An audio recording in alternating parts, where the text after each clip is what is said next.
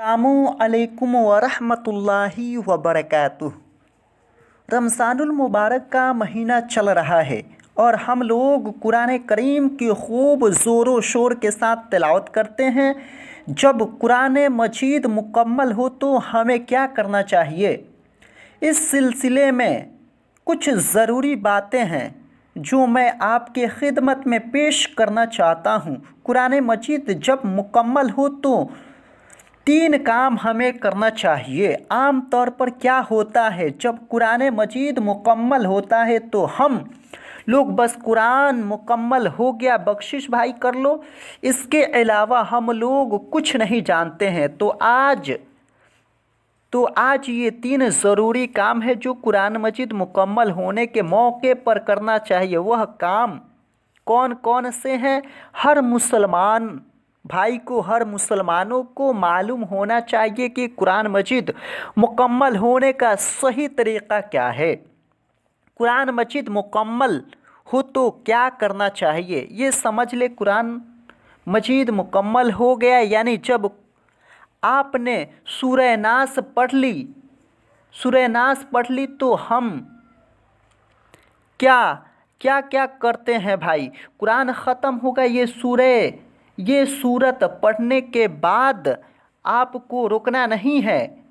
अलिफ लाम मीम पर आना है, फिर बिस्मिल्लाहिर्रहमानिर रहीम बल्कि सूरह फातिहा पढ़नी है, अलहम्द शरीफ पढ़नी है, यानी सूरह फातिहा अल्हम्दुलिल्लाहि रब्बिल आलमीन अर्रहमानिर रहीम मालिक यौमिद्दीन इय्याका नअबुदु व इय्याका नस्तईन इहदिनस सिरातल मुस्तकीम सिरातल लज़ीना अनअमता अलैहिम गैरिल मग़दूबि अलैहिम वलद्दाल्लीन।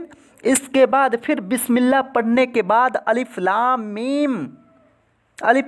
मीम से लेकर 5 आयतें उलाइका अला खुदम मिर रब्बिहिम उलाइका हुमुल मुफ्लिहून यहाँ तक पढ़ना है। अलिफ लाम मीम ज़ालिकल किताबु ला रैब फीहि हुदल लिल मुत्तक़ीन अल्लज़ीना युमिनूना बिल गैबि व युक़ीमूनस सलात व मिम्मा रज़क़नाहुम युनफ़िक़ून वल्लज़ीना युमिनूना बिमा उन्ज़िला इलैका व मा उन्ज़िला मिन क़ब्लिक व बिल आखिरति हुम युक़िनून उलाइका अला हुदम मिर रब्बिहिम व उलाइका हुमुल मुफ्लिहून। यहाँ तक अलिफ लाम मीम से लेकर 5 आयतें व उलाइका अला हुदम मिर रब्बिहिम व उलाइका हुमुल मुफ्लिहून यहाँ तक पढ़ना है। उसके बाद आप समझे मेरा कुरान ख़त्म हो गया। अच्छा, सूरह नास पढ़ने के बाद सूरह बकरा यानी कुल अऊज़ु बिरब्बिन नास मलिकिन नास इलाहिन नास मिन शर्रिल वसवासिल खन्नास अल्लज़ी युवस्विसु फी सुदूरिन नास मिनल जिन्नति वन नास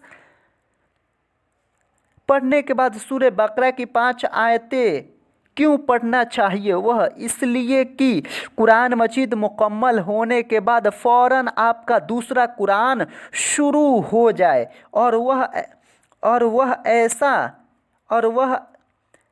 इस नियत के साथ कि अल्लाह ताला मैंने दूसरा कुरान मजीद भी शुरू कर लिया, अब तो इसको भी मुकम्मल करने की तौफीक अता फरमा।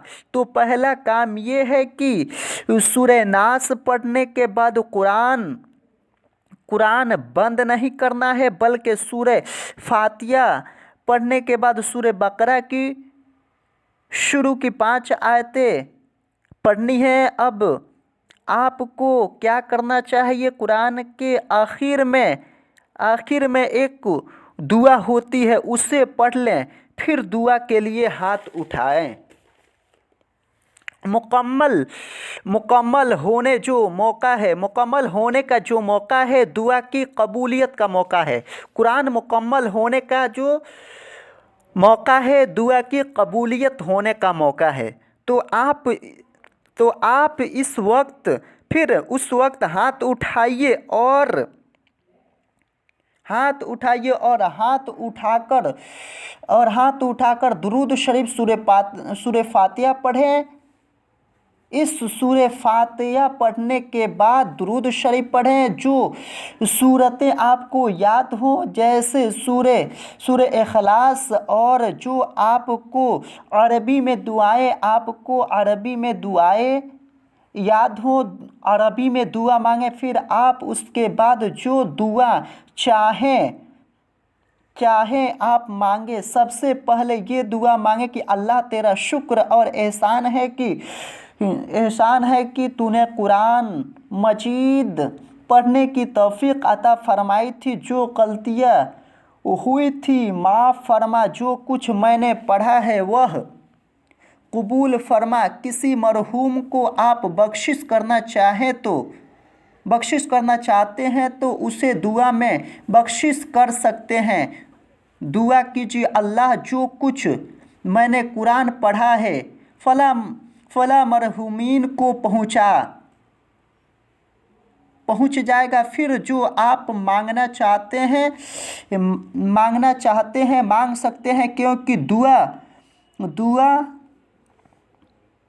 कबूल होने का यही मौका है। और जो कुछ आपके आरज़ू हैं, तमन्ना है, प्रॉब्लम है, टेंशन है, जो कुछ भी हैं, अल्लाह के सामने रख दीजिए, क्योंकि दुआ के कबूलियत होने का मौका ठीक यही है। दुआ भी आपने मांगी। अब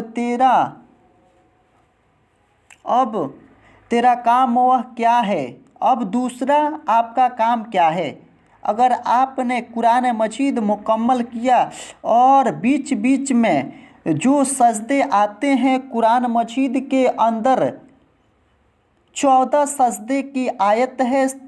सजदे की आयत होने का मतलब क्या है? जब हम सजदे की आयत पढ़ते हैं तो हमें सजदा करना चाहिए। तो अगर आपने कुरान पढ़ने की वक्त यानी तिलावत कुरान मजीद करने की वक्त तिलावत करते हो और सजदे की आयत पर सजदा कर लिया था तो बहुत अच्छी बात है। फिर आपको दोबारा सजदा करने की ज़रूरत नहीं है। लेकिन अगर आप सजदे नहीं कर पाए थे तो कुरान मजीद के अंदर 14 सजदे होते हैं। 14 सजदे की आयत होती हैं जिनको पढ़ने से सजदे तिलावत हमारे ऊपर वाजिब हो जाता है। अब आपको